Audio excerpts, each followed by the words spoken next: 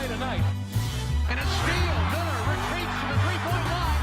Weber imploring the crowd. Kenny Smith hitting the three. Big-time plays here by Steve Smith. And welcome to Open Court. I'm Ernie Johnson. If you've seen the show, you obviously by now know the crew. The four-time NBA champion, Shaquille O'Neal, the Diesel. Hall of Famer, Dream Teamer, Circumference. But they've seen the show. Charles Why you got Barkley. to repeat us then? Because maybe they haven't seen the show. I said, Why if did you you've seen say the that? show. One of the all-time great clutch shooters in NBA history, Reggie Miller, is part of the crew. Thanks for holding your comments, Reg. Five-time All-Star and former Rookie of the Year, Chris Webber. 14 years in the NBA, Steve Smith, an All-Star and an NBA champion, went to the playoffs 13 times, and five-time NBA champion with the Bulls and the Spurs, Steve Kerr, and finally the two-time NBA champion. And I've run out of things to say about Kenny the Jet Smith, but here is Kenny the Jet Smith. Thank you, sir. We all have superstitions, or some of us at least have superstitions. They come into play in the world of NBA basketball as well. Handful here. Yeah, if he gives good dust here today. Yeah, kind of.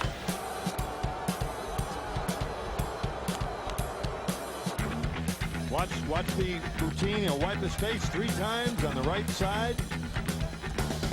Probably start a new string.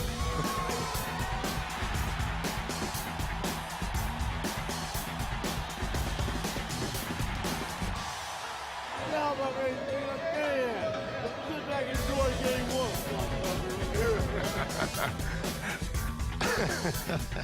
Reggie will just start there. What was that? That was David Benner. Yeah. PR guy for the... So how did that all start, and what was being said back and forth? You yelling at him, he yelling at you? What was going on? I had a few bad games, and obviously him being his PR self came up to me and said, I guess you only play good when people talk bad about you. I was like, you know what, you're right. We're going to start this. So I started to get in his face and say, yeah, but you're not one of those players that can talk crap to me. So the camera started watching us doing that, and we just started adding to it, because then I would start cussing him out.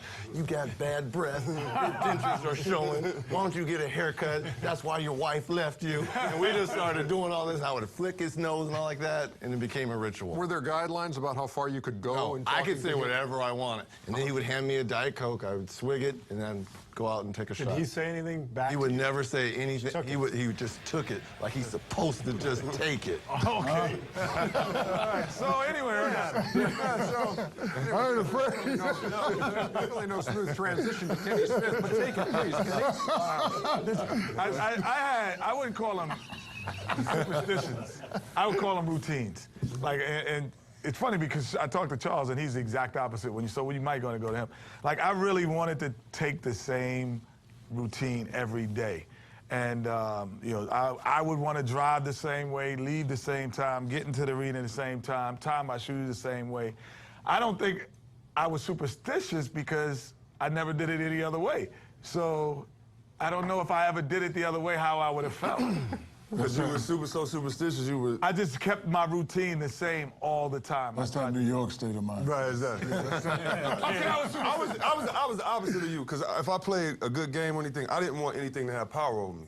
So if I have to take the wrong way, if I have to put on somebody else's shoes, I just wanted to stick with me. Anytime, anywhere. What did it say? We'll play you anytime, anywhere. That's how I wanted to be. So if I had a good game, bad game, it was nothing to me but, you know, watch film and practice. Because I just felt like people give power to superstitions. That means your practice don't work. That means you can do everything right, but you don't tie your shoe first.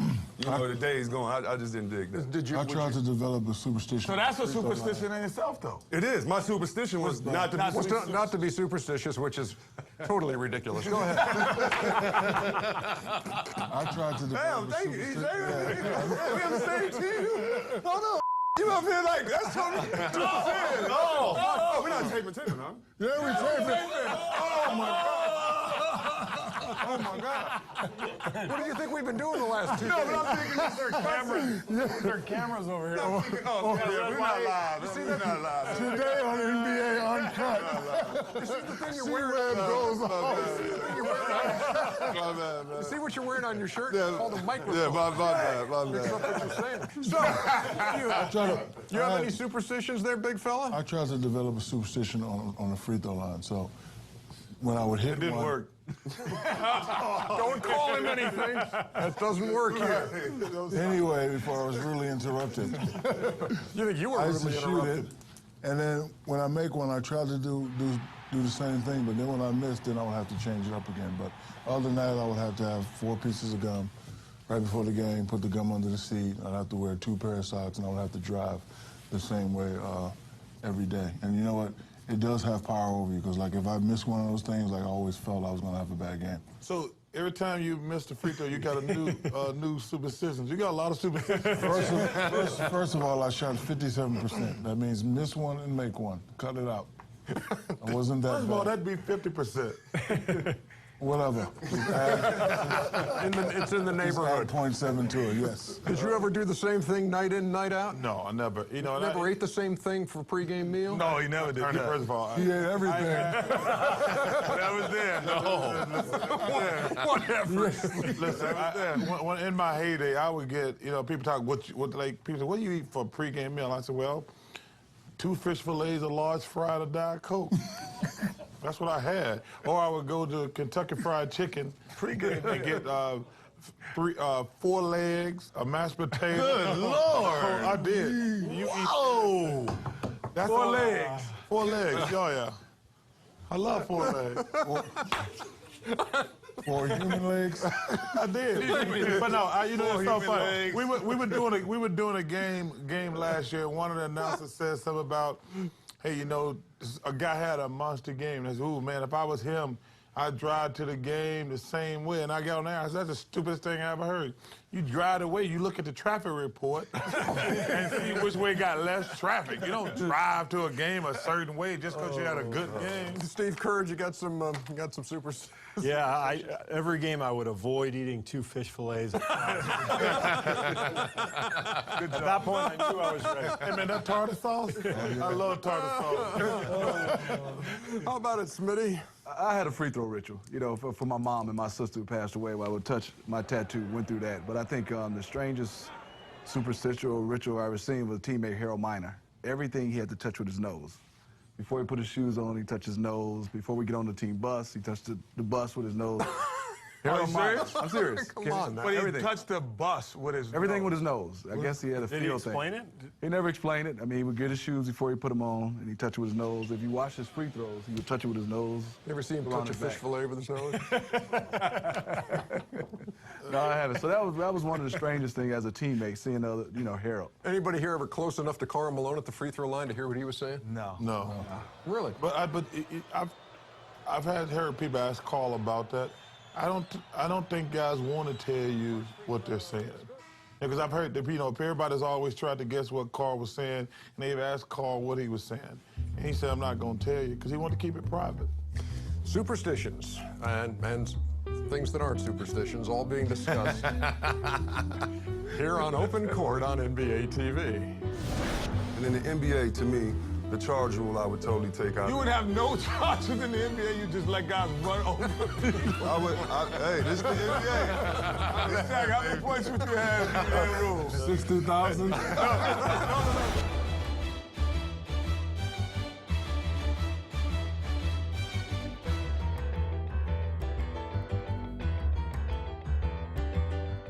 You can get Like when caught you up. said take it, that's why I would not look, because I saw get Shaq over caught there up. wild. I just drink my water, because Don't blame it on me.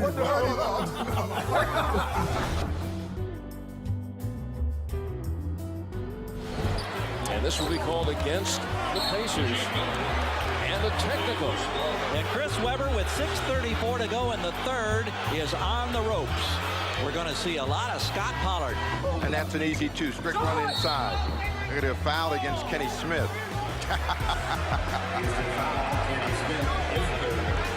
He's not happy. Technical foul, and somebody's been booted. Shaquille O'Neal has been tacked and thrown. Barkley picks up the foul. And 3 on Sir Charles. Uh-oh, he'll get a tee right now. Here comes the technical.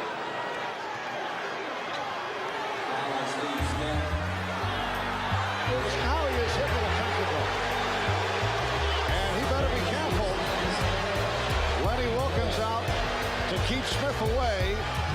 Our esteemed 7-player panel has put in many, many years in the NBA. Some of them bordering on losing control of the situation, as we saw Steve Smith there gesturing. If you guys had the opportunity, if planets collided and suddenly you were the guy calling the shots in the NBA, you were the commissioner, you were king for a day, what do you change?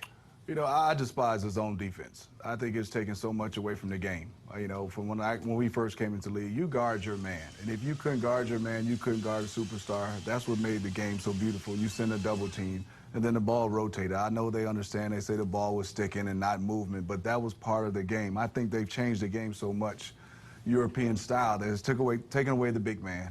And I think also it's taken away the open shot, the corner three when it was a swing. And that was the beauty of basketball. I do not like the zone defense. If you can't guard your man, you just can't play, or you go get help. We'll go right down the order here. Reggie.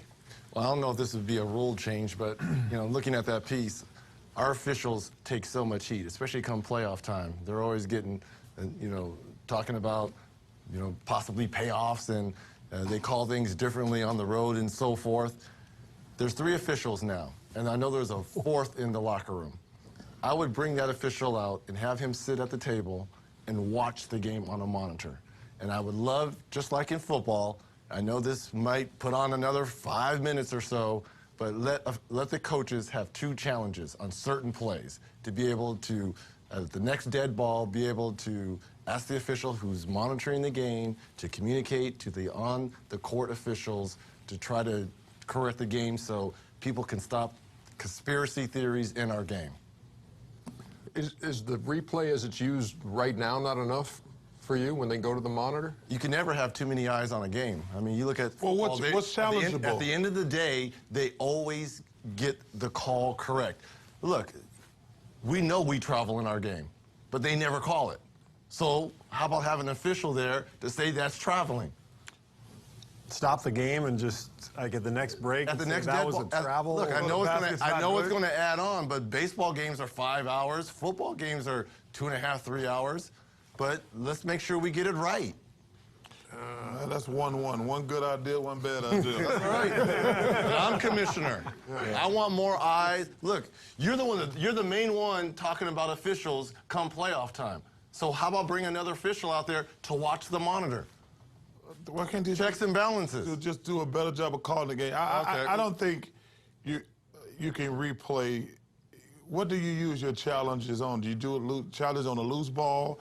You challenge on a travel? I mean, I think it brings too much into the... You could challenge on a call. I mean, there's times when Shaq may have gotten an offensive foul when they thought he went into someone's chest, when maybe he didn't. We all flop. I'm the biggest flopper probably in the history of the league. But then how if 3 baskets were made after that, and then you're challenging it late? They go back now, don't they? Oh, but on a dead ball? That was a travel 2 minutes ago. Let's take away those 2 buckets because they happened after the travel. I don't know. I think it gets confusing for all of us. It's that's why you're not going to be commissioner. If I was commissioner, kind of what both of these guys touched on, I'd just take anything subjective out of the game. So the charge is something that there's not a definite rule on. They try to make, okay, if you put your feet outside, it kind of hides the defender. And in the NBA, to me, the charge rule I would totally take out. You would have no charges in the NBA. You just let guys run over people. Hey, this is the NBA. This is it. Can I explain? I can play another 10 years. I can play another 10 years. No. Zach, how many points would you have if you had rules? 60,000. No, but this is the thing. This is the thing I really want to say, because I agree with what you're saying. Maybe pull a ref in or maybe do the zone, but I've played against Shaq. And so if Shaq comes down and gives you a bow, that's not and it's not, no, but I've been in this game, and he gave me a bow, I go back, he dunks, it's not a charge. I come right back, and I just go like this to Robert Horry, and it's a charge. It has to be the same thing every time. What is this, rollerball? No, I'm just saying, I just wish it was a way. So bad now, is it, huh? I wish it was a way. I wish it was a way to make sure. I'm done. I don't want to be big. I'm just like, hey, it's no charges, or define them even more. Just say, one thing you wouldn't have to replay, is, was that a charge? Thank you. There you go. That was actually on your side. I never thought Barkley. Oh, Go my ahead. God. I want to apologize, Reggie. Let me just take the charge out the guess what game. you're going to say. The game is just Take the fine. charge out. No, I actually, I would make players stay in college at least 2 years. You know, one of the things that really hurt our game for a while was high school players come to the NBA, and now guys only coming after 1 year. I would 2 years. I can live with 2 years. I would do that. I'd make kids have to go to college for 2 years. Why, Chuck? Why 2? Well, because as a player, I think your first year is new for you, obviously, and I think after the second year, you're a good enough player. You learned how to play the game a little bit because you played against men more than 30 games. You played against men for 2 seasons, and you should have gotten stronger. So I really, and 3, I think it's a stretch. If I could get 2, I would be really happy with that. Jet. I would probably, during playoff times, I wouldn't have East and West. I just want the best 12 teams or 18 teams in the NBA, or 16 teams rather. I want the best 16 teams in it, regardless of where they are, East or West. And I would pair up. I would want a true champion at the end. I wouldn't care if the Lakers played the Kings in the championship game. I would want the 2 best teams because the casual fans aren't rooting for East and West. They're rooting for the 2. They're rooting for Sacramento. Or they're rooting So, for instance, if LA. the Knicks, for instance, and you would like this, had the #1 seed and it was the Lakers and the number 16 seed, that's okay. That's okay. That's okay. That is okay. But that's the problem with your suggestion. It wouldn't be feasible from I mean, come on, it would be. The Knicks would play the Lakers in the first round of the playoffs, and they'll be going across the country to play a 7-game series. Well, that's how the cookie crumbles, but I'm going to get the best 2 teams at the end. Actually, they do that already. No, you get the best from the East, and you get the best from the West. But I'm sure that last year, the Western Conference might have had 2 teams in there the way it went. Miami Heat might not have been the second best team in basketball. Whatever. No, I see what you say, but I think. But you think the Miami Heat was the second best team in basketball? And do you think that people were rooting for let's go East? They weren't. They weren't going let's go East. They were just rooting for either Miami to win or Dallas to win, and they didn't care regardless of what. Most people don't even know that the Miami Heat. Kenny, you want to, like college, NCAA, just put in a bracket? Just put them in. Let's roll. Just like the NCAA. You got to play in Utah sometime. You got to go across the country. You're number 1 seed in the country. Like I said, Reggie, I apologize. I'm going to agree with Chuck. 2 years would be great. 3 years would be even better, but I don't think it'll ever happen. But I'm going to disagree with Steve. I think when the league added the zone 10 years ago, I think it actually opened up the game. It made people put smaller lineups on the floor, maybe put more skill guys, more shooters. I would actually go a step further and eliminate the defensive 3-second rule, where you can play whatever defense you want. I mean, basketball, worldwide, it's basketball. If you want to play a zone, well, then it's up to the other team to figure out how to score against it. Well, one of the reasons why is I think that's what separated pros from college to high school. You know, you play man to man. I think that's what puts you to the next level. I mean, I understand what you're saying. It opened up the games, but I think it took away stars. My problem, though, was when with that illegal defense rule, teams used to just park Greg Ostertag way up here, so Shaq used to have to go up and stand on the corner. They were all these kind of weird. To me, it's basketball. You gotta figure it out if you're the coach. You remember in the finals? I was totally shocked between Game 1 and Game 6 how the Miami Heat struggled against the zone. I was like, and I actually think the zone is the easiest defense to play against. Right. But to watch the Miami Heat struggle against the zone from Game 1 to Game 6, I'm sitting at home screaming at the television like, are you kidding me? But Chuck, I was like, yo, they should have just I had think no the zone charge. hides. But no, the Miami Heat, I'm saying the Heat. Maybe some of us need to be hidden. But that's why you shouldn't be a pro. You know what I mean? I just think you cannot. If you can't guard your guy, it's okay. Back in the day, you just have to go double team. I would probably be the most unorthodox owner here. What I would do is add a penalty box at the end of the game. The guys that want to fight got to get in the penalty box. And I think that would eliminate most of the fake tough guys that we have around the league. So how would the penalty box work? Just like in hockey, you got to fight. You got to fight to get in They it? put him in the penalty box after the fight. So you said fight in the Well, box? I don't watch hockey, so I don't really. But all I know is Really? listen, all I know is when I watch the highlights. When I watch the highlights, I see him fight, and they say they was in the penalty, but I don't know nothing about that. Reggie, I apologize. You've heard it here on Open Court, a league with a wide open playoff system. Without question. No geography. No charges, into baby. that. No charges. A penalty box. Who knows? More reps. Has it really? Challenging it. And unlimited replays. Ooh, I love this game. Steve Kerr, who's the best actor in this crew? Kazam, baby, me. Who's the best actor, I think Steve? Shaq was most impressive. And that You didn't like the right guard spot? I couldn't really understand serendipitous when it was coming out. I didn't know what that word meant.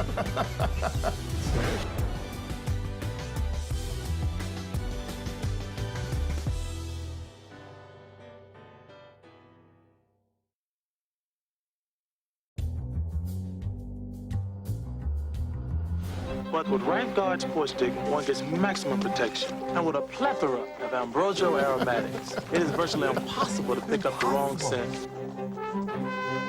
Well, off to the foxes. Right guard sports stick. Anything less will be uncivilized. You read all that. Every book from front to back. So no matter who you are or what you plan to do, learn how to read. It opens up a whole new world. It's a good thing he doesn't play basketball. 5, 7, 6, 8. Oh, okay, see where feet work. Hey, feet work, feet work. Oh.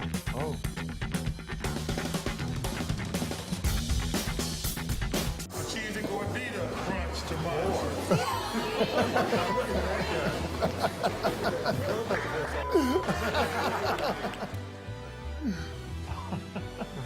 If you haven't guessed, we're talking about commercials these guys have been involved in, and I think probably the largest amount of laughter came. Large is an understatement. Well, well, I don't know if it was your first one. It was my when first you were one. in the. I know the one they're laughing at. Right guard. Oh, when I was the fat guy? No, the right guard. The skinny guy. You know what was really funny about that commercial? Which one? We played the right guard. With the Foxes. It took 2 days to shoot that commercial. It was freezing. We shot it in Charlottesville, Virginia. But if you look at the full commercial, I made up my mind I would never work with animals again. I'm sitting there, let's see. In a civilized society, a personal grooming lapse can result in a mortifying loss of station. So it behooves one to emanate the proper air. Thanks to the serendipitous discovery of right guard sports stick. Good. The Can you thing say that it was with funny, your eyes number one, open? That's good. first of all, I don't usually say those words. Really? But the thing that was annoying about that commercial, every time, like, I'm really concentrating trying to get the words, and then the horse would move. So you have to start over. Those darn horses. And I was like, then they got, then the dogs in there, they started barking in the middle of, and I mean, I want to kill the horses and right about it. I was like, man, Please, Peter, did you actually ride the horses? I did not. My horse stayed still the whole time. I thought on that commercial it started off leaving. a little bit. Well, I might have moved a little bit, but in that little thing in the back. Did you have a stunt double riding your I horse? always have a stunt double. But you know, Ernie, commercials, it's interesting to make commercials.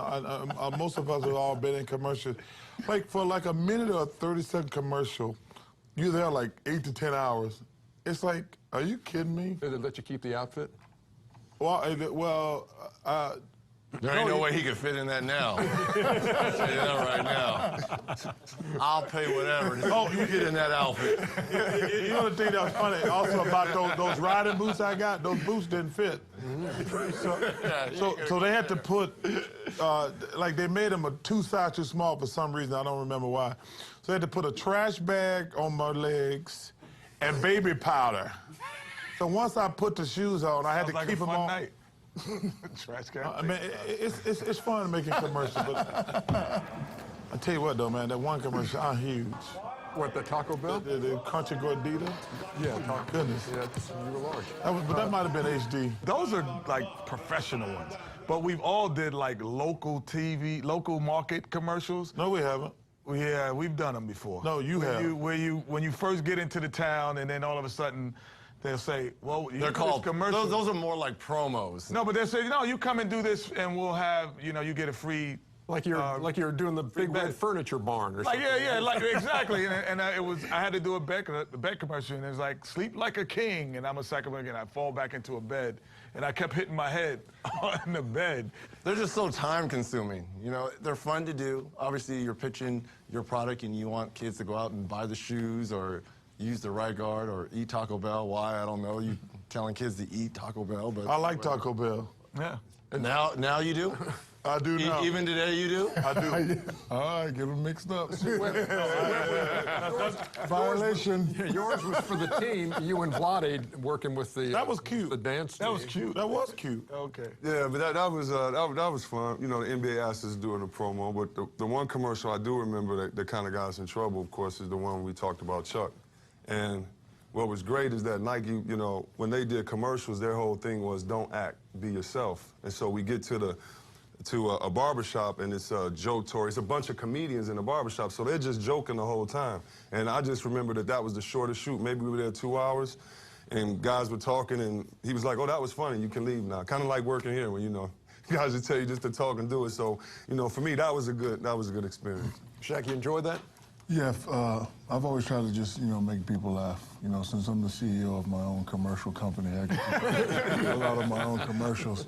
My favorite commercial was when I first came in. Reebok designed the commercial for me. I didn't like the way it went, so I wanted to be recognized as a great big man, so I designed the Don't Fake the Funk on the Nasty Dunk commercial where I knock, come in, all the other great centers see me, dunk, break the glass, they tell me to pick it up. So luckily, every commercial you've seen for the past 20 years has been written and directed by me. Thank you very much. Steve Kerr, who's the best actor in this crew? Kazam, baby, me. Kazam. You gonna hang your hat on Kazam? I was asking. Who's the best actor, I think Steve? Shaq was most impressive in that. You didn't like the right guard spot? I couldn't really understand serendipitous when it was coming out. I didn't know what that word meant. I think they're all fun. I mean, I remember doing commercials. I'm not talking about y'all. I'm talking about mine. Okay, but I think the one I was most embarrassed about was going back looking at. I did a inside stuff with Nikki Taylor and the late Chrissy Taylor, the models, and I was trying to be cool. It was 90 degrees, and I had on jeans, jacket, and a hat because I did not want to be in a swimsuit. Obviously, because my muscles rich, I didn't want to be in. Right, got it. Got it. Trying to keep it real. Exactly. Didn't look good, but I'm in jeans and a jacket and a hat. Has any commercial you've done gotten more reaction than the role model commercial? No, the role model is probably the thing People still talk about it. I am not a role model. I'm not paid to be a role model. I am paid to wreak havoc on the basketball court. Parents should be role models. Just because I dunk a basketball doesn't mean I should raise your kids. Well, and that's what I was trying to do when I made the commercial when I went to Nike, because, listen, the college scene is what it is. We can go back and forth about players getting paid and not getting paid, whatever, but the truth of the thing is, I want these young kids, especially the young black kids, to realize these colleges, these universities are gonna make a fortune on these guys. I want these kids to stop thinking about they're all gonna be in the pros to get their education. That's the reason, and I knew, I wanted to just start a debate so I could say what I wanted to say. And I did, it worked out perfect, but I tell these kids, you're not going to play pro sports. You're gonna make these colleges a lot of money. The only way to level the playing field is for you to get your education. So that's probably the thing I'm most proud of today. Commercials with this esteemed panel of 7 on Open Court on NBA TV. What is your go-to karaoke Frank song? Sinatra, my way. Then I've been. I did it my way.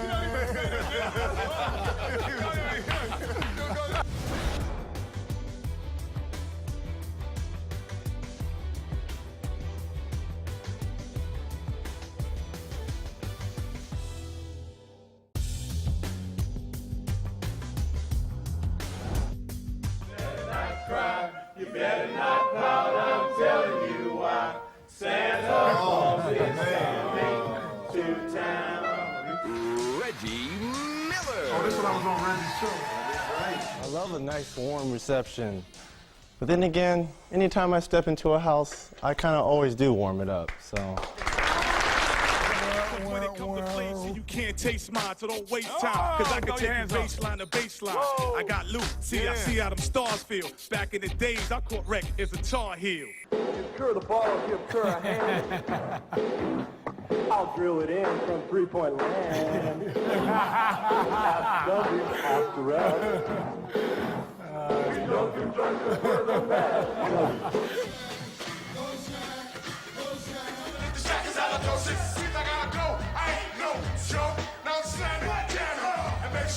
I used to like your raps. Well, thank you, brother. I bought what? I bought That was great. That was hot. One of the great all-star moments in the intros was that one. Right That was there, great. Shaquille O'Neal. I like that one. How long did you rehearse that with those guys? I didn't rehearse at all. And let me tell you why. Growing up, we all wanted to be different people. So for me, growing up in Newark, New Jersey, it was all about the J's. On the way to the park, I wanted to be LL Cool J. So I had the rope chain, I had the Kango, I had the boombox. Then when I got to the court, I wanted to be Dr. J. So, you know, we all have dreams, and, you know, we all try to follow our dreams. And coming in 1992, I had many opportunities, and I just tried to, you know, take advantage of all those opportunities. You were actually, your rookie year, you were on the set with me back in our old studio as a playoff analyst. And before we went on the air, we looked over and you were jotting some stuff down. We said, what are you doing? I said, I'm writing some rap. And it's like, really? How about your music career, man? How's that taken off, the rap thing? I saw you with Foosh Nickens. A little bit, you know, I'm, you know, writing some, rapping some. Just waiting to see. And then a couple of years later, here comes your first album. I think that album went double platinum. It did. I bought 6. I bought 6 or 7 on my own. I'm still giving them out to friends. Why is it that athletes want to be entertainers and entertainers want to be athletes? I think that everyone appreciates the work that the other side does, but there's a marriage there's a pool that you go into that when you grow up, you don't just want to be a basketball player. You don't just want to be a rapper. You don't just want to be a singer. So you're pretty much in that same pool of what grows up. So I grew up in New York City. I wanted to be a rapper growing up, and I want to be a basketball player as well. But that was my pool of friends. Some of them made it in that area. Some of them kind of made it. Some of them never made it. I was the never made it side and a rapper. So my alter ego was always, I'm a critic when it comes to that. So I think just because we all swim in the same pool. It's about being on stage, really. You know, the court was our stage. But look, and you guys all know I am the biggest Michael Jackson fan ever. And the way he commanded the audience's attention. When you used to do that intro, with Haywood Workman. With Haywood Workman. You know, that was the best intro for two guys coming out when you did the whole Michael Jackson. It's the whole thing.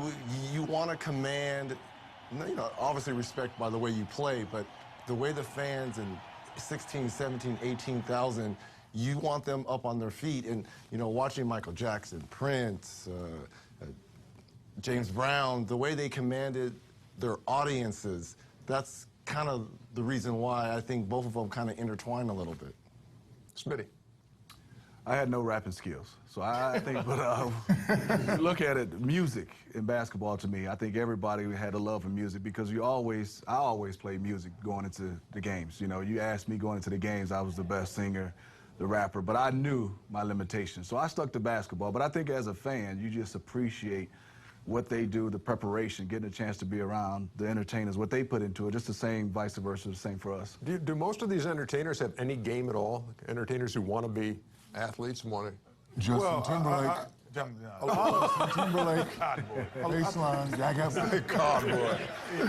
Ernie, I'm going to piggyback on something Kenny said. I think that you look at all these entertainers, they love sports because actually everybody kind of starts out in sports. Like, every kid plays sports. Like, size, athletic ability separates, but like, every little kid is going to go and play some type of sport in your neighborhood. I mean, and then, like I say, the talent weeds you out. That's why I think entertainers like sports, because they started out playing sports, then they became great entertainers. But I can't think of any kid who didn't play some type of sport in the neighborhood, because that's what you do, especially poor kids. We don't get to go to the country clubs and things like that. We play football. We played basketball. You know, that's just the way it is. And all jocks, I think it's a thing, everybody wants to be able to sing. Mm-hmm. Like, everybody sings in the shower. Everybody, I'm a big karaoke guy. I'm sorry to hear that. I got some video.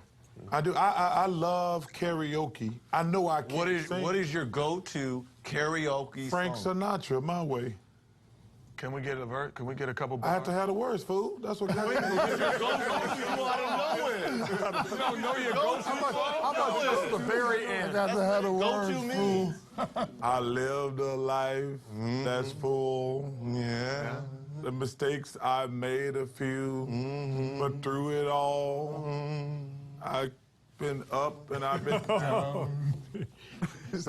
I did it my way. You don't even get the chorus. That's your go-to song? Well, as I always say, there's a reason they call them karaoke singers. That defies description, what you just did. That was unbelievable. You had an album out, didn't you? Yeah, no, actually, I had an album and I stopped it from coming out, but Was that bad? It leaked out. Well, It was that bad? It was bad, but I didn't. It wasn't that bad. Gangsta, gangsta. It's all about a salary. It's all about. Wow. Yeah. Well, I love this place. I tell you, I love y'all. Wow. But yeah, growing up, I had to. Wow. Yeah, wow. Yeah, I can't even shake that one. I just got to take that one.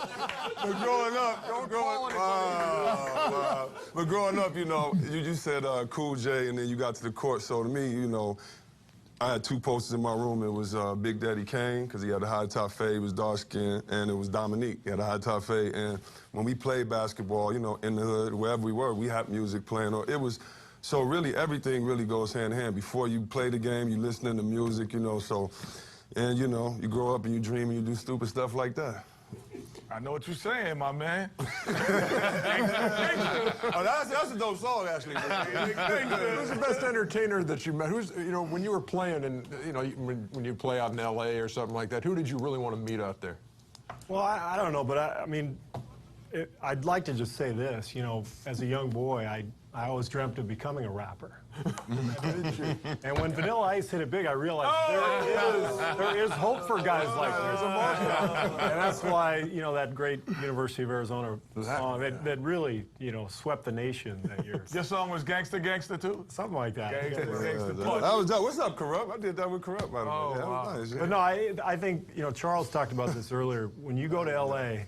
and you play in a game, in the Forum back in the day or Staples, and you see all those stars, whether they're... It's a rush. It's unbelievable. It's a great feeling. I was talking about that earlier. Like, you see Jack Nicholson over there. Everybody loves Jack Nicholson. Then you see Stallone. Then you see Schwarzenegger. Then you see Denzel. And you're like... And it's like... I'm from a small town in Alabama. And then you're like, wow, look at these people. And this was when Rocky was big. Denzel was doing Soldier Story. Terminator was big. Jack Nicholson done everything. And they know who you are. So you're like, dang, that guy knows me. I'm a fan of his, so it was, Which entertainer had the best game, you think? Basketball game, hoop game you saw or played against? Brian McKnight for me. Yeah. Brian McKnight. You know who can really play? T.O., and I'm going to regret saying this, T.O. is a terrific basketball player. He's a terrific athlete. Yeah. But no, he's a good basketball player. Yeah, Randy Moss was good, too. He was Mr. Basketball. All right, that's open court. It's on NBA. TV. And Justin Timberlake. I never saw him perform in person. I never got a chance to see him, and that's one of the great regrets of my life. But I just love Michael Jackson. You know, everybody's debating Prince, Michael, who's better. I would pick Who Michael. debate that? A lot of people debate it, Charles.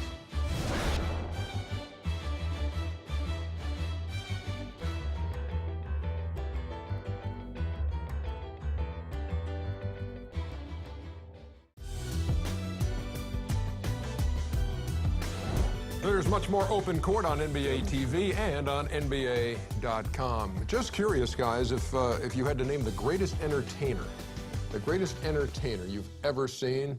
It doesn't have to be live, but just the greatest entertainer. It could be an actor, could be a singer, could be a magician. Can I go first so somebody else take my guy? Go ahead, Chris.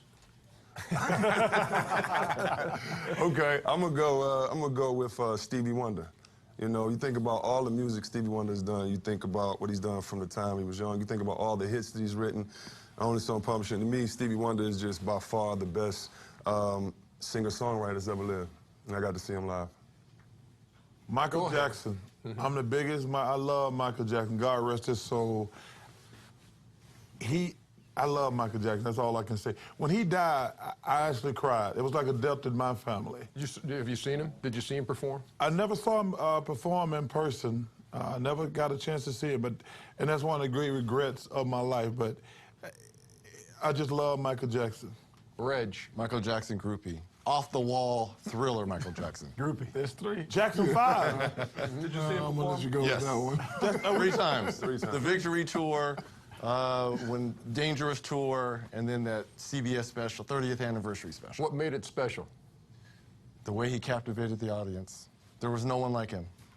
Steve. Michael Jackson for me to entertain, but the Prince, I saw him live. I mean, he put on an unbelievable show, and you know, everybody's debate Prince, Michael, who's better. I would pick Who Michael. debate that? A lot of people debate it, Charles. I say Michael, but a lot of people do debate it. But I saw Prince live, and Prince was a special show. Shaq. I'm gonna have to go with Notorious B.I.G. and Tupac. You know, the way they just, the way they just made you feel a certain type of way. And second, I will go with Jay-Z. You know, those guys are just great entertainers. I know we took your answer, but go ahead, Steve. Actually did, Michael Jackson. In high school, I think it was the MTV Awards when he moonwalked. Mm-hmm. That was like, I just remember everybody the next day at school was like so blown away that, he was incredible. Jet, you have the last word. I mean, all of those are great entertainers, but I think for sports, the most captivating one for all of us, I think, was Muhammad Ali. So whenever he would fight, I cry when he lost to Frazier. You know, he was the most captivating figure to watch and entertain for me. I know that Ali is one He's of my yours. personal hero. He's probably the greatest influence of my life as far as, like, not like my grandmother and anybody like that, but Ali was just a man.